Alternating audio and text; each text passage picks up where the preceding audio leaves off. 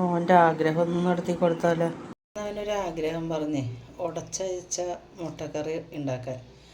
അപ്പം ഞാൻ എൻ്റെ മോൻ പറഞ്ഞ ഒരു ഇഷ്ടമല്ലേ, നോമ്പൊക്കെ പിടിക്കുമ്പോൾ പിള്ളേർക്ക് അങ്ങനെ ഉണ്ടാവുമല്ലോ, ചിലപ്പോൾ ഓരോന്നൊക്കെ കഴിക്കാനൊക്കെ ഉള്ള ഒരു ഇഷ്ടം. അപ്പം ഞാൻ രണ്ട് സവാള, ഒരുപാട് വലുതല്ല കേട്ടോ, ചെറിയ സവാളയാണ്, അത് ചെറുതായിട്ട് അരിഞ്ഞ് വെച്ചിട്ടുണ്ട്. പിന്നെ ഒരു തക്കാളി, അതും ചെറുതായിട്ട് അരിഞ്ഞ് വെച്ചിട്ടുണ്ട്. കുറച്ച് ഇഞ്ചിയും വെളുത്തുള്ളിയും ചതച്ചത് കുറച്ചെടുത്തിട്ടുള്ളൂ കേട്ടോ. പിന്നെ ഒരു കതിരി വേപ്പില എടുത്തിട്ടുണ്ട്. പ്രത്യേകം അവനൊരു കാര്യം കൂടി പറഞ്ഞ്, ചീസ് ഇട്ടിട്ട് വേണം ഈ കറി വെക്കാൻ. ചീസ് കൊടുത്ത് വെച്ചിട്ടുണ്ട് കേട്ടോ. ഗ്യാസ് കത്തിച്ചെടുത്ത് ഒരു പാൻ വെച്ച് കൊടുത്തിട്ടുണ്ട് കേട്ടോ, ഒന്ന് ചൂടാവട്ടെ. 4 മുട്ടയും ഞാൻ എടുത്തിട്ടുണ്ട് കേട്ടോ. കുറച്ച് വെളിച്ചെണ്ണ വെച്ച് കൊടുത്തിട്ടുണ്ട്. നമുക്ക് സവാള ഇട്ട് കൊടുക്കാം. നല്ലോണം ഒന്ന് മിക്സ് ചെയ്ത് കൊടുക്കാം. പാകത്തിന് ഉപ്പിട്ട് കൊടുക്കാം.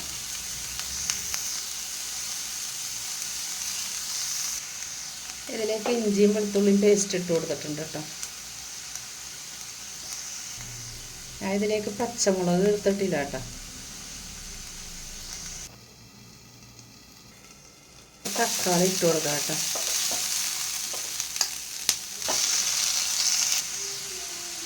തക്കാളിയൊക്കെ ഒന്ന് സോഫ്റ്റായിട്ട് വരട്ടെ.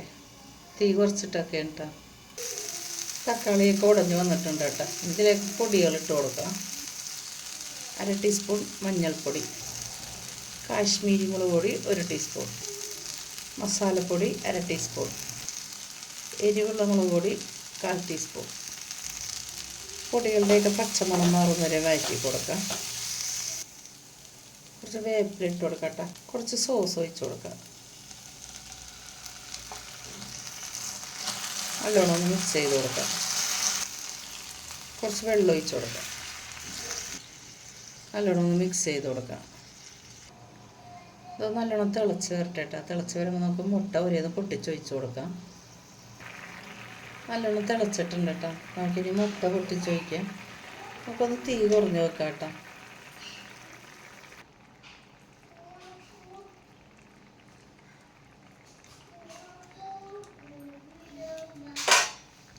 ഇതുപോലെ എല്ലാം ഇട്ട് കൊടുക്കാം.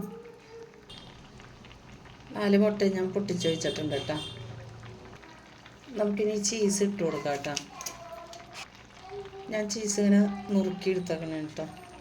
അത് നമുക്ക് ഇതുപോലെ ഇങ്ങനെ ഇട്ട് കൊടുക്കാം എല്ലായിടത്തും.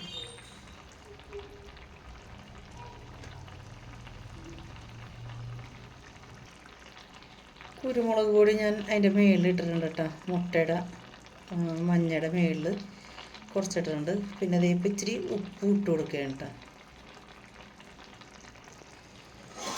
ചീസ് കുറച്ച് ഗ്രേറ്റ് ചെയ്തിട്ട് അതിൻ്റെ മുകളിൽ ഇട്ട് കൊടുത്തിട്ടുണ്ട് കേട്ടോ. നമുക്കിതൊന്ന് മൂടി വെക്കാം കേട്ടോ. ഒരു 2-3 മിനിറ്റ് മൂടി വെക്കാം. ഇത് മറിച്ചൊന്നും ഇട്ട് കൊടുക്കണില്ല കേട്ടോ. ഇങ്ങനെ തന്നെയാണ്. ഒന്ന് മൂടി വെക്കാം. മുട്ട നല്ലോണം വെന്ത് വരട്ടെ. ഈ സമയത്ത് മല്ലിയില ഉണ്ടെങ്കിൽ ഇട്ട് കൊടുക്കാം കേട്ടോ. എൻ്റെ ഇപ്പം മല്ലിയില ഇല്ലാത്തതുകൊണ്ട് ഞാൻ ഇട്ട് കൊടുക്കണില്ല. നമുക്കിതൊന്ന് തുറക്കാം കേട്ടോ.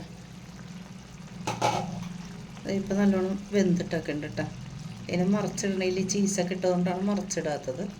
ചീസ് മുട്ട ഉടച്ചൊഴിച്ച കറി റെഡി ആയിട്ടുണ്ട്. നിങ്ങൾ തീർച്ചയായും ട്രൈ ചെയ്ത് നോക്കണം.